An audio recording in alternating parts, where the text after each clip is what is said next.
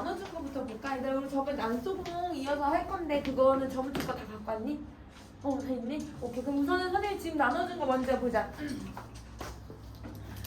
눈물하고 여러분 이거 한번 볼까요? 이거 볼까요?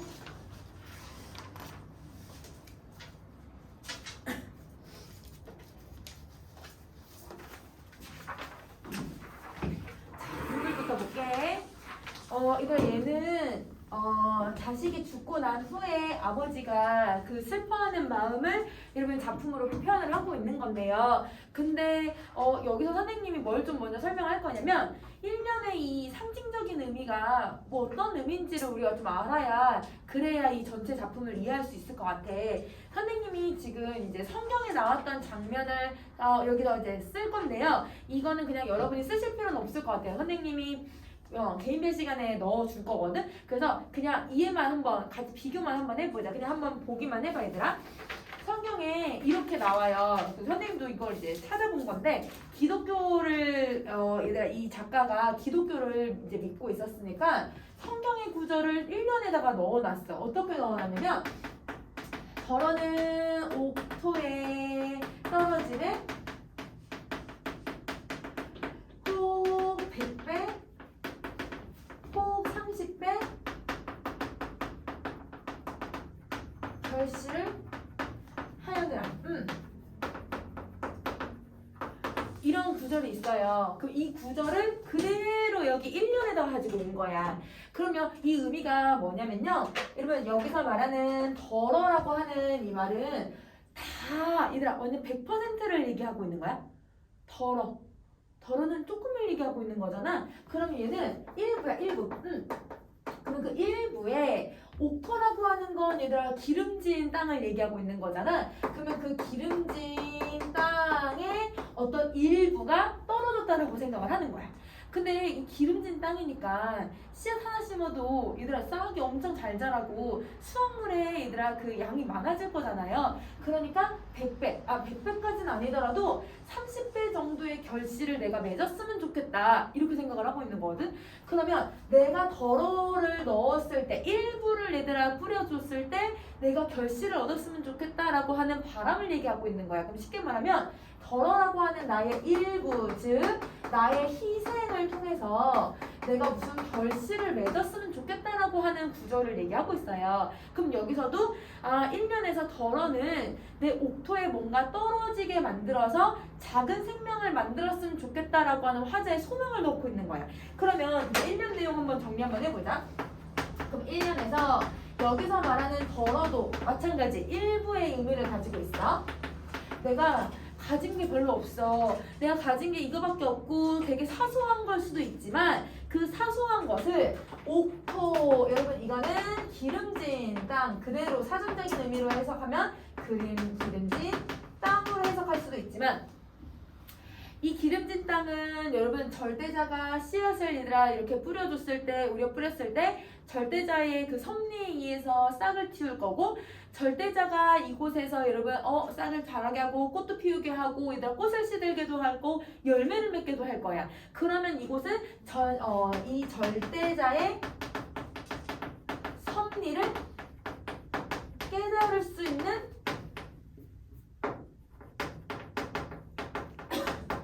공간이다. 이렇게 정리할 수 있을 것 같아. 그래서 화자가 절대자의 섭리를 깨달을 수 있는 그런 공간이라고 생각을 해주시면 돼요.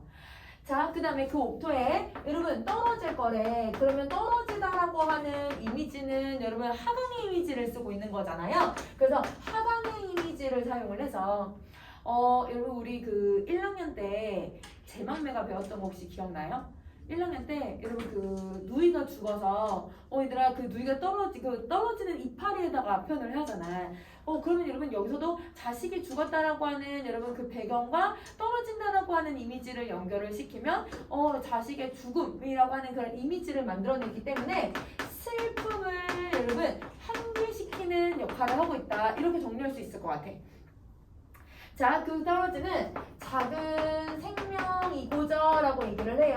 그래서 여러분 작은 생명에다가는 우리 네모 표시를 좀 해주고 이 작은 생명이라고 하는 게 보조관념이고요. 그러면 우리는 누굴 찾아야 되냐면 이거에 대한 원관념을 찾아야겠네요. 그럼 여기서 말하는 원관념이 누구냐면 내가 떨어뜨릴 수 있는 건 뒤에 보면 되지만 내가 가지고 있는 건 눈물밖에 없어. 내가 가지고 있는 그 일부 조금밖에 있는 거는 눈물밖에 없기 때문에 눈물을 떨어뜨리겠다 하는 거야. 그러면 얘가 원관념이 눈물이야. 눈물. 눈물. 그러면 이 눈물은 여러분 어떤 의미를 만들어내고 있냐면 작은 생명에다가 비유를 하고 있는 건 새 생명의 탄생을 위한 씨앗이 누구라고 생각하냐면 눈물이라고 생각하는 거야. 내가 이 눈물을 흘림으로써 어떤 새로운 결실을 맺었으면 좋겠다. 그 결실이 내 죽은 아이가 다시 부활을 하거나 내 죽은 아이가 다시 태어나기를 바란다 라고 하는 아버지의 마음인 거죠. 그러니까 자기 자식으로 다시 태어나라는 건 아니고 다시 행복하게 잘 살았으면 좋겠다라고 하는 아버지의 그 마음을 얘기하고 있는 거야. 그러면 여러분 자 눈물이라고 하는 거는 얘들아 눈에 보이는 애잖아요. 왜냐면 흐르고 있으니까. 근데 여러분 생명이라고 하는 건 눈에 보여요 안 보여요? 눈에 안 보여. 그럼 여러분 지금 생명이라고 하는 눈에 안 보이는 애를 눈에 보이게끔 지금 표현을 하고 있으니까 무슨 표현법을 쓰고 있냐면 추상적 관념의 구체화를 쓰고 있는 거네. 그래서 여기서는 추상적 관념의 구체화를 쓰고 있다. 그래서 내가 흘리는 이 일부의 눈물이 그 눈물을 통해서 내가 어떤 새로운 생명이 태어나기를 바라는 그 아버지의 마음을 드러내고 있다. 이렇게 생각을 해주시면 될 것 같아요. 자, 이연으로 갑시다. 흠도 티도 금이 가지 않은 내 전체는 오직 이것뿐. 자, 여러분 흠, 티, 금 여기다 다 동그라미 표시를 해주시면 얘네들은 일단 하나의 어떤 오류가 생긴 거잖아요. 하나의 일단 부족한 부분들이 생긴 거고, 그치? 티 같은 경우는 먼지를 얘기하는 거니까 더러운 것들이 묻어 있는 거네. 그러면 얘네들은 어떤 속성을 가지고 있냐면 더러운 속성을 가지고 있고 온전하지 않은 불완전한 모습을 가지고 있는 거네요. 그러면 이런 것들은 세속적인 가치라고 생각을 해주면 될 것 같아. 그러면 이런 게 가지 않은, 이런 게 하나도 없는 내 전체는 오직 이것뿐이다 라고 했을 때 그러면 얘랑 반대되는 애가 누구냐면 그러면 이것뿐이라고 했을 때 이뿐이네. 이뿐. 이거랑 반대되는 시어가 되는 거네. 그러면 이 이뿐의 원관념이 누구냐면 내가 가지고 있는 건 눈물밖에 없죠. 그래서 이러면 이가 눈물이에요. 그러면 눈물은 얘랑 그러면 속성을 다르게 반대로 얘기를 해주면 더러운 게 아니라 누구보다도 깨끗해. 그러면 여러분 불완전한 게 아니라 온전한 모습을 가지고 있어. 완전한 모습을 가지고 있고요. 그래서 내 전체는 이거밖에 없다고 얘기하는 거야. 완전한 모습을 가지고 있어서. 그리고 얘가 세속적인 게 아니라 그 무엇보다 순수한 모습을 가지고 있는 게 바로 눈물이다. 그래서 흠과 티와 금이 이렇게 대조되는 과정에서 이 눈물이 가지고 있는 속성 알 수 있을 것 같아. 자, 그 다음에 다시 또 이연에서 여러분 오직 뿐 나는 이것뿐이야. 난 오직 이거밖에 없어. 오직이라고 해서 이렇게 얘네들을 강조를 하잖아요. 자, 우리 모란잎 피기까지는 해서 내 인생은 다 하고 만대. 이 낙엽이 그 꽃이 지면 내 인생 그냥 끝난대. 그때 얘들아 다 하고 말아 했을 때 유미주의적 했던 거 기억나? 오직 그거밖에 없는 거. 그럼 얘도 오직 그거밖에 없다고 했을 때 둘 다 무슨 어조를 만드냐면 단정적인 어조를 만든다. 그래서 여러분 여기서 단정적 어조를 가지고서 내가 가지고 있는 건 이거밖에 없다라고 해서 내 순결한 그 삶, 내 순수함에 대한 그 인생 그거를 강조하고 있다고 생각해 주시면 돼요. 단정적 어조를 사용하고 있다. 자, 그 다음 3년으로 갈게. 더욱 값진 것으로 드리려고 할 때, 그럼 여러분, 누군가에게 이걸 드리려고 하고 있어요. 그럼 여러분, 드리고자 하는 그 대상이 바로 신이겠지. 신에게 드릴 건 이거밖에 없어. 그럼 여러분, 신에게 드린다라고 했을 때 이거 높임 표현을 쓰고 있잖아요. 높임 표현을 쓰면 여러분, 우리 지금 무슨 문체를 쓰고 있냐면 경어체 사용을 하겠다. 자, 우리 모란잎 피기까지는 해서는 여러분 경어체를 사용을 해서 좀 부드러운 어조를 만들어냈다면 여기서는 경어체를 사용해서 공경의 어조를 가지고 있다. 드러내고 있다. 그리고 이걸 통해서 내가 신에 대한 여러분 경건한 마음 신에 대한 경건함, 신에 대한 어떤 공경, 이게 여러분 이 어조를 통해서 드러내고 있다. 자, 여러분 신에게 뭔가를 드리고 싶어. 신에게 얘들아 내 모든 진실과 내 모든 것들을 다 드리고 싶지만 사실 이 아버지에게 가지고 있는 건 자식을 위해서 흘릴 줄 아는 이 순수한 눈물밖에 없단 말이야. 그래서 내가 가장 나중 진이 것도 오직 이것뿐. 그래서 여러분 여기서도 내가 드릴 게 이것밖에 없다라고 해서 이것뿐이라고 얘기를 하잖아요. 이것도 눈물이야. 그러면 여러분 신에게 드릴 수 있는 그 순수함은 이것밖에 없구나. 그러면 여러분 이것뿐, 그 다음에 이뿐, 눈물 다 똑같은 시어들이라고 생각을 해주시면 될 것 같아요. 자, 이거 말고 또 얘들아 작은 생명 다 눈물을 가리키는 말들이라고 생각을 해주면 되는 거야. 자, 그 다음에 여러분 여기서도 단정 적어도 찾을 수 있을 것 같아. 3년에서 단정 적어도 나중에 가진 것, 이것뿐 그 다음에 여기 오직 이런 단어들 쓰잖아요. 이게 다 단정적인 어조를 만든다. 자, 표본 하나 더 찾을게. 나아중 진이 여러분 이거는 우리 표준어에 맞아요? 표준어에 맞지 않죠? 나중 진인 이거를 나중 지인 이렇게 표현을 하고 있으니까 시적 허용을 사용을 하고 있는 거네. 그러면 시적 허용을 사용하고 있는 건 내가 나중에 가지고 있어 라고 하는 것보다 나중에 지니고 있는 이거라고 했을 때 내가 가지고 있는 것에 대한 그 가치를 강조를 해버리는 거지. 그래서 이거는 여러분 신에게 바칠 가장 값진 것이다 라고 하는 그 의미를 부여하고 있다. 이렇게 정리해 주시면 될 것 같아요. 신에게 바칠 가장 값진 것이다.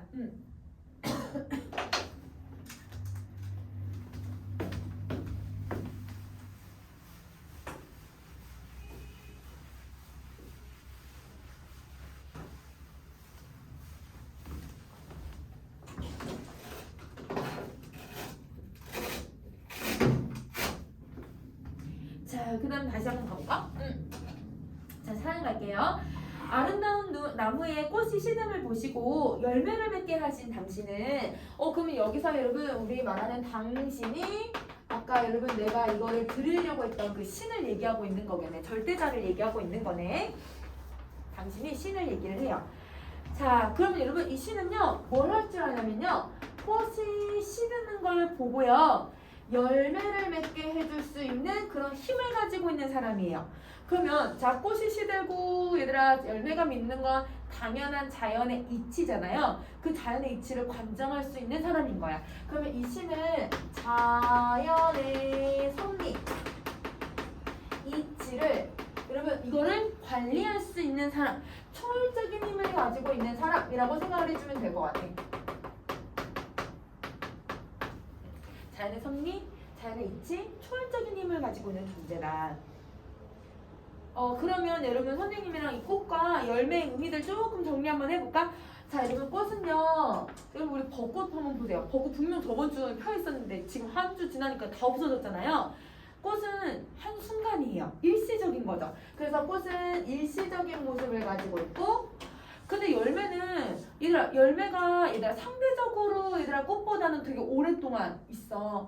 그리고 얘네들이 사실 이제 진다고 하더라도 얘네가 없어져 썩는다고 하더라도 씨앗이 남아있기 때문에 그 씨앗이 다시 뭔가를 만들어낼 수 있잖아. 그러니까 얘는 일시적인 게 아니라 영구성을 가지고 있다라고 생각을 하는 거야. 자, 그럼 얘들아 이 꽃은 쉽게 변해요. 그래서 가변적인 속성을 가지고 있고요. 그런데 열매는 그런 가변적인 속성이 아니라 얘는 불변적인 속성을 가지고 있다. 자, 그 다음에 꽃 같은 경우는 얘들아 드러나는 아름다움일 뿐이야. 그래서 여러분 얘는 겉으로만 드러나는 현상적인 모습을 가지고 있는 거고 열매 같은 경우는 그게 아니라 본질적인 모습. 자, 본질의 다른 말로는 근원적이라고 쓸게. 근원적이고 본질적인 모습을 드러내고 있다. 자, 그러면 여러분 이 꽃과 열매를 사실 이제 그 다음의 내용까지 연결을 해야 되는데 그 다음의 것까지 같이 연결해서 한번 볼게요. 이 나의 웃음을 만드신 후에 새로이 하나하나의 나의 눈물을 지어주시는구나. 그럼 여러분 내 웃음은요. 여러분 지금 여러분은 이러면 지금 인생을 살면서 기뻤던 그 순간하고 그 다음에 내가 좀 슬프고 우울하고 그 다음에 내가 기분이 별로 좋지 않았던 그런 순간을 좀 비교하면 어느 게 조금 더 많아요? 기뻤던 순간하고 슬프고 우울하고 뭐 이런 좀 부정적인 감정을 느꼈던 순간들 비교를 하면 기쁜 순간이 더 많았으면 행복하게 잘 살고 있는 거야. 근데 인생을 여러분 선생님도 한 30년 이상을 좀 한번 살아보니까 어렸을 때는 되게 사소한 것도 되게 재밌어 얘들아. 사소한 것도 되게 행복하고 사소한 것 친구들이랑 그냥 노는 것 자체도 되게 행복했어. 근데 지금은 뭔가 이런 인생에 살아가는 뭔가 책임감이나 뭐 이런 게 더 많아지기 시작을 하니까 그러니까 생각해보면 내가 엄청 행복하고 막 환희를 느끼고 기쁨을 느꼈던 순간들보다는 내가 얘들아 뭔가 슬픔이나 시련이나 내가 뭔가 얘들아 힘든 순간이 더 많았던 것 같아. 근데 선생님만 그런 게 아니라 전반적으로 나이가 어느 정도 지긋이 든 사람들은 이런 감정을 더 많이 느낀다는 거죠. 그러면 삶의 기쁨이라는 건 그냥 어느 한 순간에만 있는 거네. 그래서 여기서는 삶의 기쁨이라고 하는 것, 즉 여기 나온 단어로는 웃음이라고 하는 거는 한 순간일 뿐이야.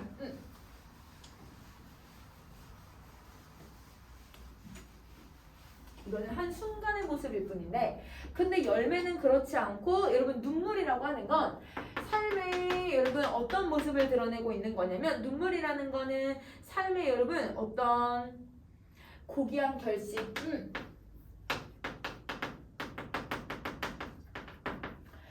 왜 고귀한 결심이냐면요 눈물을 흘리는 그 순간은 되게 힘들거든요.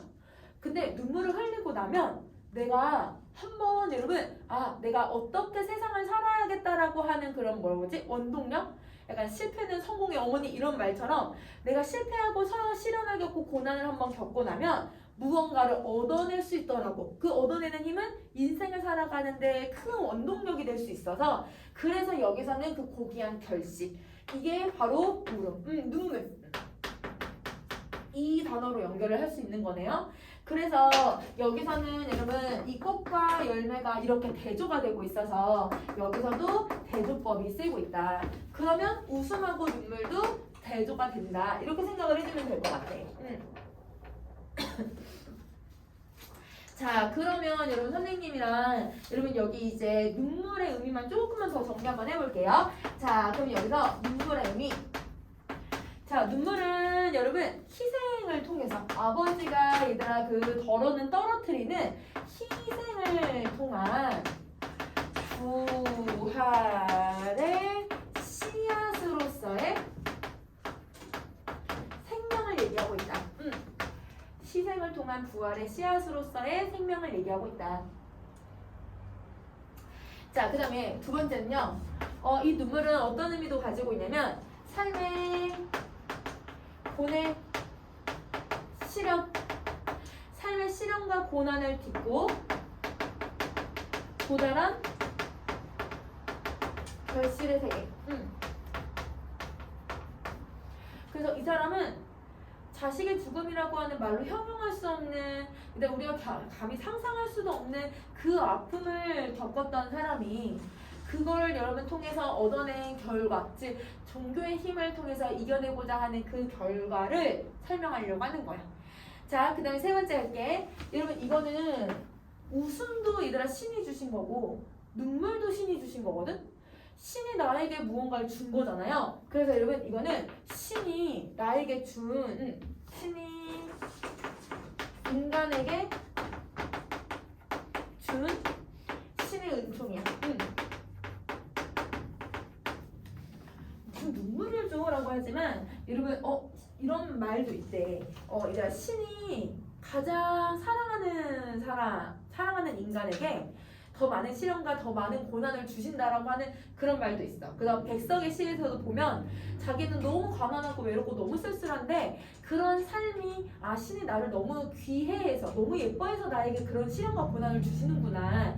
내가 인생을 어떻게 살아가라고 하는 그런 깨달음을 주시는구나 라고 설명을 해버려. 그래서 여기서도 이 눈물이 이런 의미를 가지고 있다 라고 생각을 해주시면 될 것 같아요. 그러면 여러분 이 화자는 어떤 어조를 가지고 있냐면 1년에서 얘들아 작은 생명이 생명이고자 라고 해서 점점점점점 여러분 뭘 쓰고 있냐면 생략법을 썼잖아요. 1년에서. 그 생략법 뒤에 얘들아 뭘 드러내고 있냐면 나는 이런 생명이고 싶다. 이렇게 살고 싶다 라고 하는 화자의 소망과 기원이 들어가 있다 라고 생각을 해주면 될 것 같고 그래서 이런 어조가 드러나고요. 그러면 여러분 이 글의 이제 주제를 생각을 해보면 지극한 슬픔의 종교적 이겨내는 거 승화 종교적으로 이겨내고자 한다 이렇게 정리해주면 될 것 같아. 자 이거 정리 다 하셨으면 그러면 여러분 우리 다음에 꽃이라고 하는 작품으로 한번 가봅시다.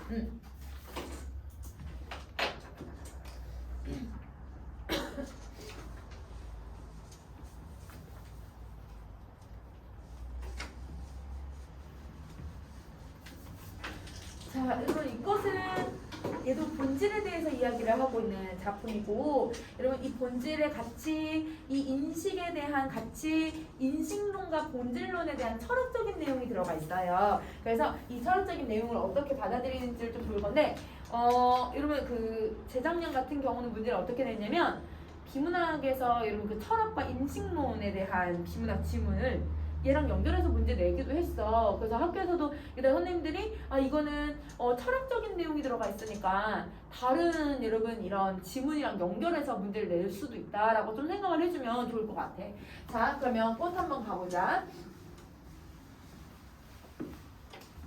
자 1년 내가 그의 이름을 불러주기 전에는 그럼 여기서 내가 여러분 인식의 주체이자 화자라고 생각을 해주시면 될 것 같아요. 인식의 주체이자 화자.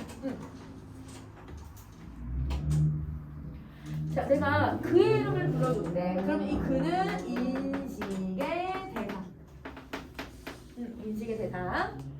자, 이름을 불러주기 전이라고 했으니까 여러분 이름을 부르는 걸 우리는 이제 한자로 명명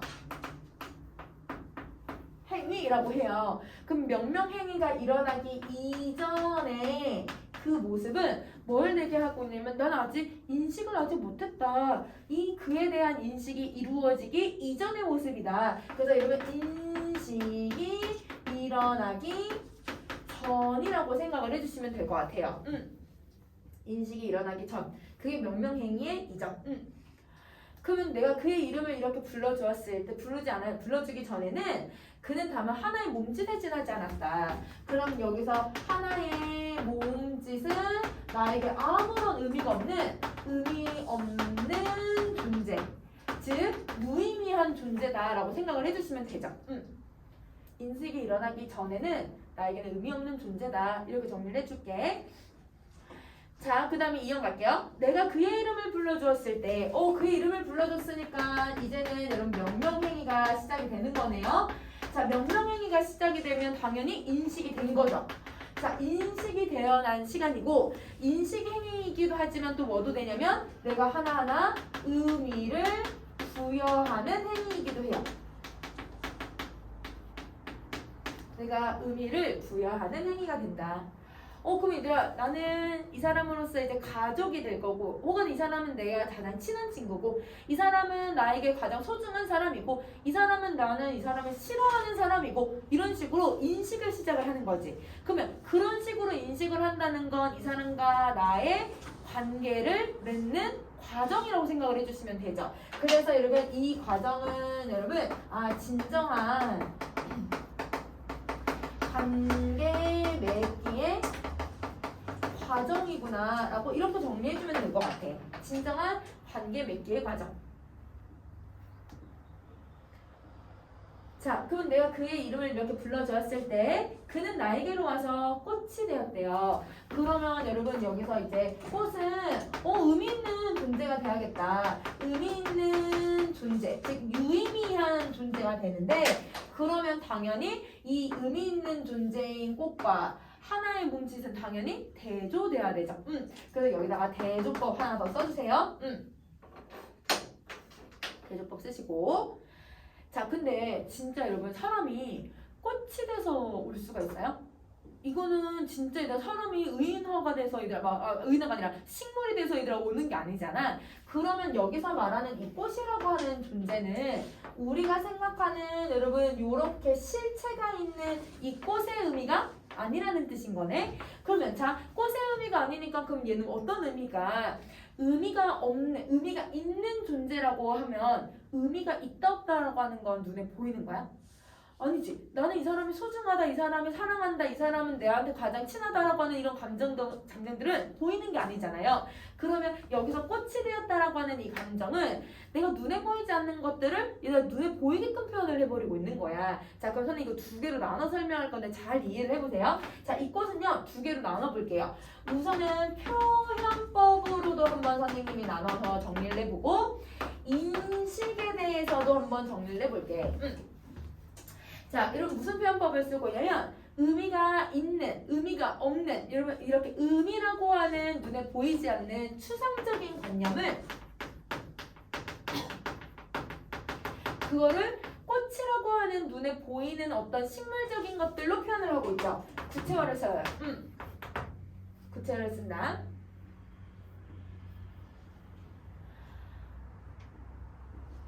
자, 근데 여러분 이 꽃을 그럼 화자는 어떻게 인식을 하고 있는 거냐면 꽃은 얘들아 원래는 우리는 구체적인 대상이잖아. 그치? 꽃이라고 하는 건 구체적인 대상인데 그거를 진짜 꽃으로 인식을 하는 게 아니라 얘를 추상적인 존재로 인식을 해.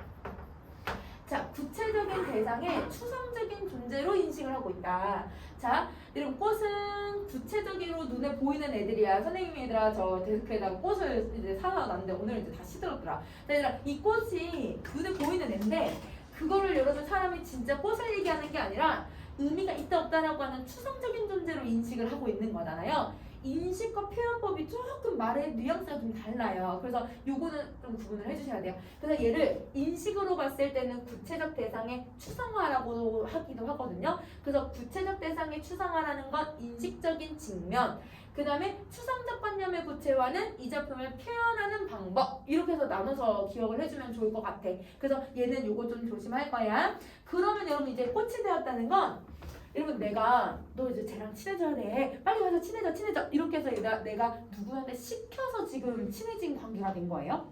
아니죠. 내가 그 사람의 이름을 내 스스로 불러줬고 그리고 나서 그 사람이 나한테 의미 있는 존재로 얘들아 그냥 스스로 다가온 거잖아. 그러면 여러분 이거는 수동적이거나 아니면 여러분 내가 피동적으로 얘들아 이 관계를 맺는 게 아니라 주체적인 의미로 받아들이는 거죠. 그래서 여러분 여기서는 주체적인 만남이 이루어지고 있는 그 순간이라고 생각을 하면 될 것 같아. 주체적 만남의 순간이 바로 이연이다. 이렇게 정리를 해주자.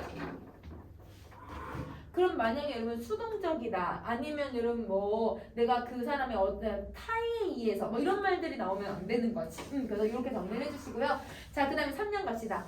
내가 그의 이름을 불러준 것처럼 나의 이 빛깔과 향기에 알맞은 누가 내 이름을 불러주었으면 좋겠다. 불러다오. 그러면 여러분 여기 이제 빛깔과 향기라고 하는 이 말은 그러면 그 한 개인이 가지고 있는 한 존재만이 가지고 있는 개성, 본질을 얘기하는 거겠지. 그래서 여러분 박개상이 지닌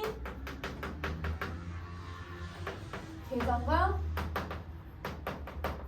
본질, 그 사람이 가지고 있는 특성을 얘기하고 있다. 여러분 우리 사람들이 다 성격이 다 똑같은 거 아니잖아요. 그 사람이 가지고 있는 고유의 가치관과 성격은 다 다르니까 그거를 우리는 받아들이자라고 얘기를 하고 있는 거야. 그걸 내가 받아줬으면 좋겠다. 나도 그 사람을 그렇게 받아들인 것처럼 그 사람도 나를 그렇게 받아줬으면 좋겠다라고 생각을 하는 거지. 자, 그 다음에 그에게로 가서 나도 그의 꽃이 되고 싶다. 그럼 여러분 꽃이 되고 싶다라고 하는 게 의미 있는 존재가 되길 소망하는 화자의 모습을 드러내주고 있다.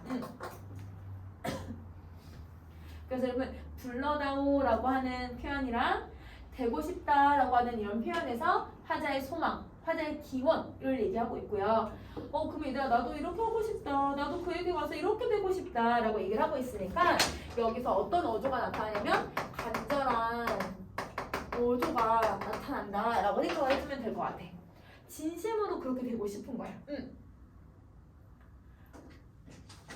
자, 이제 사연 갈게.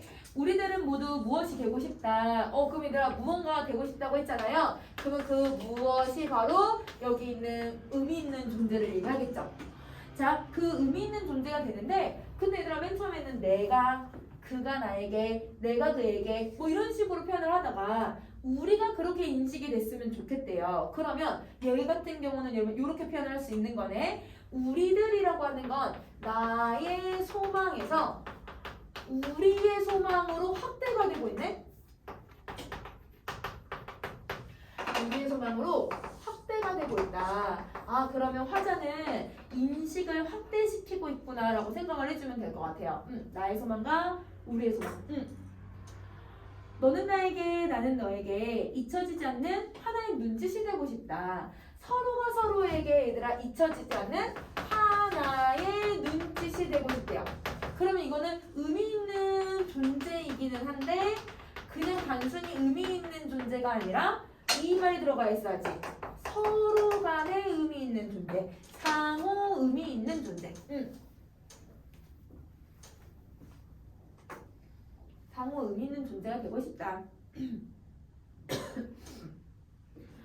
그럼 자, 여기서 여러분 그는 나에게로 와서 그에게로 가서 혹은 너는 나에게 나는 너에게 무엇이 되고 싶다? 꽃이 되고 싶다? 여러분 형식이 비슷한 말들 되게 많이 들어가잖아요. 근데 완전 똑같은 것도 아니야.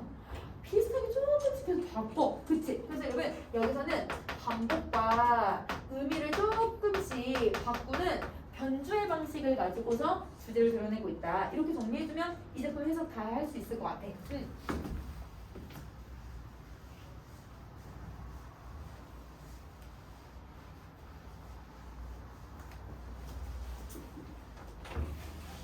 자, 이게 정리 다 하셨으면 그러면 여러분 우리 옆에 5쪽에 조금 정리 한번 해볼까? 자, 여기서 인식의 점층적 확대. 인식의 점층적 확대를 한번 가볼게요. 우선 첫 번째, 여러분 어떻게 점층적인 인식이 들어가 있냐면 맨 처음은 여러분 몸짓으로 인식을 하고요. 그 다음에 얘들아 무엇으로 인식을 하냐면 꽃으로 인식을 하고요.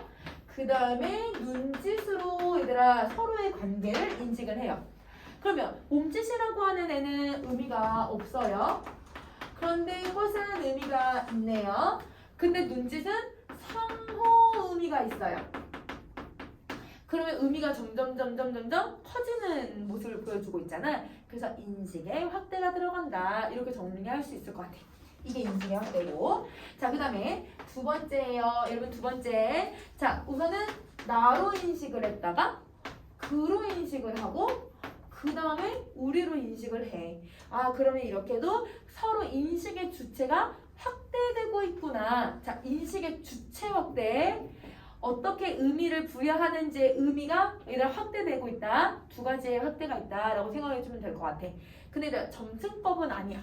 점층법은 문장이 점점 더 길어져야 되거든. 근데 그게 아니라 얘는 인식이 점층적으로 커지고 있다. 이렇게 정리를 해주면 될 것 같아요. 자, 그럼 여기까지 정리 다 하셨으면 다음 페이지 넘어가셔서 우리 라디오로 한번 가볼까?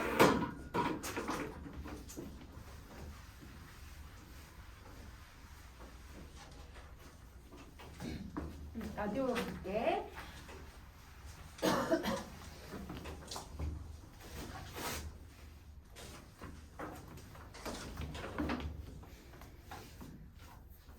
우선은 라디오 같이 사랑을 켜고 끌 수 있다면 이라고 하는 작품에서는 요거를 좀 봐줘야 될 것 같아요. 어떤 걸 봐야 되냐면 패러디라고 하는 개념을 좀 봐야 될 것 같아요. 선생님이 패러디를 먼저 정리할게요.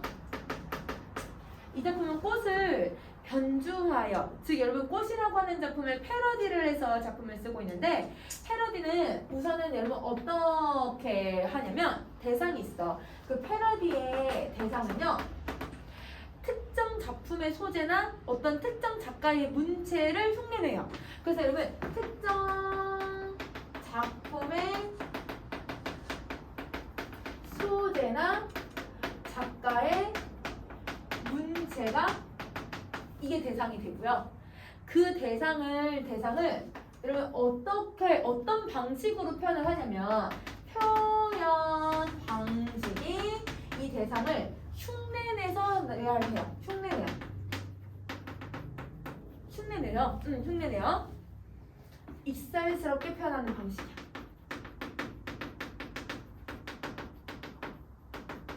자, 그럼 여러분 여기서 익살 분명 여러분 이 라디오와 같이 켜고 끌 수 있다면 사랑을 켜고 끌 수 있다면이라고 하는 작품은 웃음을 유발하는 요소가 하나도 없거든요.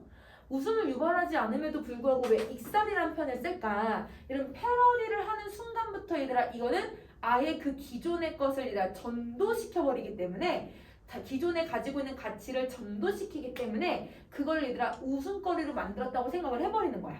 그래서 이런 패러디는 기본적인 개념들이 얘들아 주제는 웃음을 유발하진 않아도 익살스럽게 표현한다라는 말은 들어가 있어야 돼. 그래서 여러분 이 말이 나와서 틀렸다고 생각하시면 안 돼요. 익살스럽게는 패러디의 기본 개념이에요. 자, 그러면 여기서 여러분 이 작품을 그러면 어떻게 하고 있냐면 이 라디오와 같이 사랑을 켜고 끌 수 있다면 얘들아 패러디는 이렇게 되고 있어.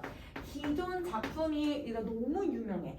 이 꽃이라고 하는 작품은 얘들아 어른들도 그 고등학교 때 배웠던 게 기억나서 뭐만 기억하냐면 나에게로 와서 꽃이 되었다라고 하는 이 구절은 사람들이 다 알아.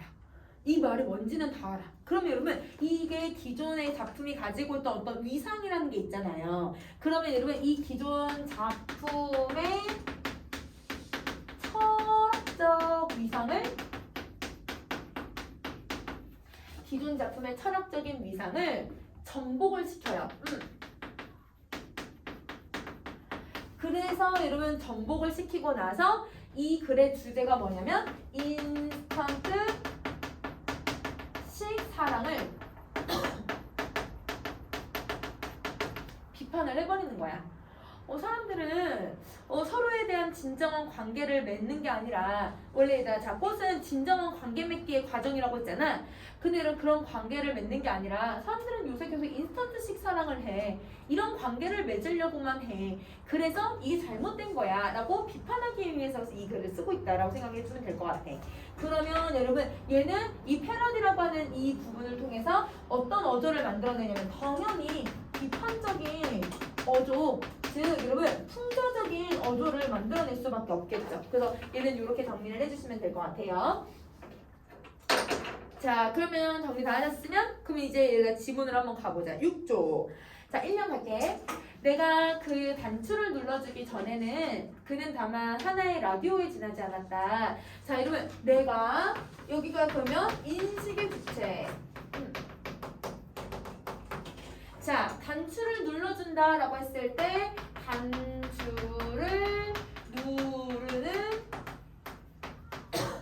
이 행위는 내가 단추를 딱 눌러? 그러면 내가 이 사람이랑 소통할 수 있고 단추를 끄면 내가 이 사람이랑 소통할 수 없고 단추를 눌렀을 때 이 사람에게 의미를 부여할 수 있는 행위가 되는 거네. 그래서 여러분 이 단추를 누르는 건 여러분 소통의 어떤 수단이라고 생각을 해주시면 되고요. 자, 그리고 얘들아 이 소통의 수단이고 그러면 얘들아 이 행위라고 했으니까 소통의 행위라고 생각을 해주면 되는 거야. 그래서 이거는 소통의 행위. 자, 그 다음에 단추 의미 또 하나 더 있어요. 존재에 대한 의미 부여.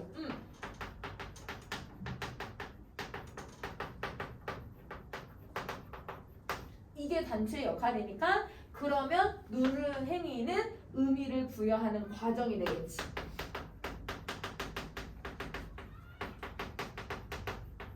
이렇게 정리할 수 있을 것 같아. 자, 그 다음에 그래서 그때 그는 다만 하나의 라디오에 지나지 않았다. 그럼 여기서 이 그가 인식의 대상. 내가 사랑하고자 하는 대상. 인식의 대상, 사랑하고자 하는 대상. 자, 그 다음에 하나의 라디오에 지나지 않았대요. 그럼 여러분 아직 누르기 전이니까 이 라디오는 의미가 없는 존재가 되는 거네요.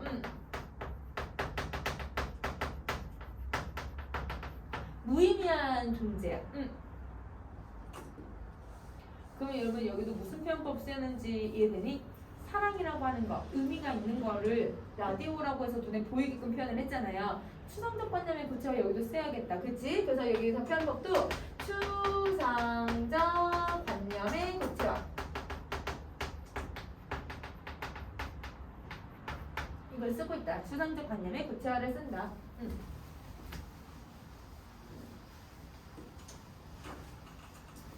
자, 그 다음 다시 할게. 2번. 내가 그의 단추를 눌러 주었을 때, 나 이제 눌렀으니까 사랑이 시작이 된 거잖아요. 그죠? 그럼 여러분 눌렀을 때, 사랑의 시작, 소통의 시작. 이게 나타나는 거야.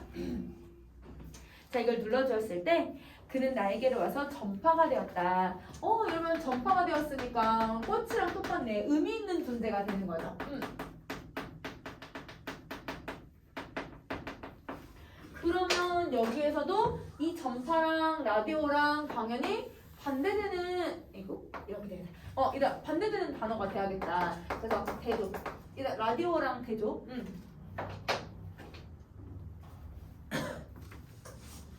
3년 갑시다. 내가 그의 단추를 눌러준 것처럼 누가 와서 굳어버린 핏줄기와 현명한 가슴 속의 버튼을 눌러다오. 자, 이제 세 번째에다 밑줄 딱 그어줄까? 이러면 굳어버린 핏줄기와 현명한 가슴 속 버튼을 눌러다오. 에다 밑줄 딱 그어주시고, 이거는 여러분 이렇게 될 것 같아요. 이거의 의미를 선생님 순서대로 번호를 매겨서 한번 정리해 볼게요. 지금 얘들아 가슴이 얘들아 황량하니까 지금 얘들아 사랑이 시작됐거든? 그런데도 가슴이 얘들아 충만한 상태가 아니라 황량해. 타인과 관계를 제대로 못 맺고 있는 상황을 얘기하는 거예요. 그래서 여러분 이거는 타인과 얘들아 진정한 관계를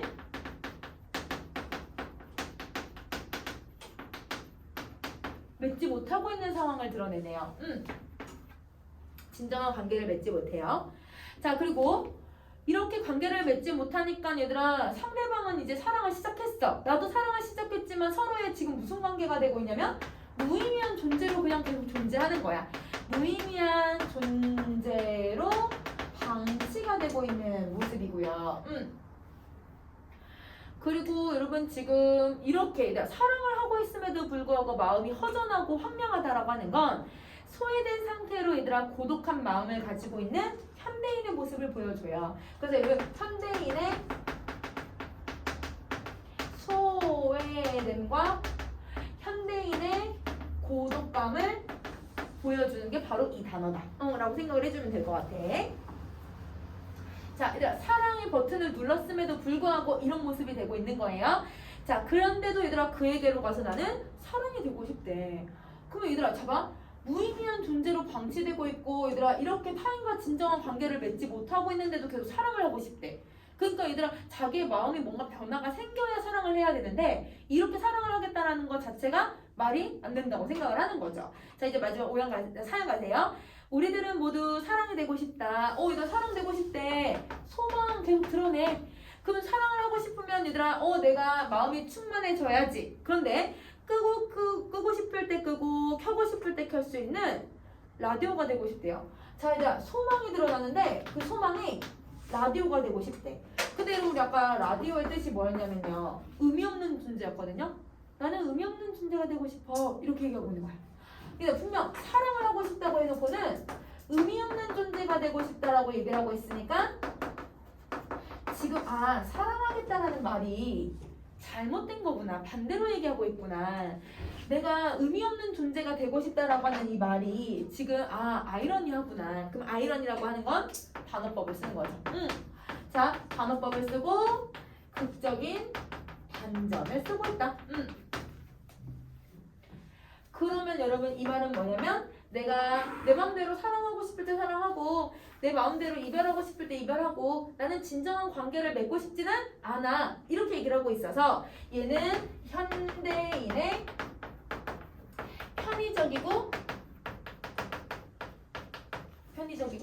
일회적인 사랑을 얘기하고 있다. 편의적이고 일회적인 사랑을 드러내주고 있다. 이렇게 정리해 주시면 될 것 같아요.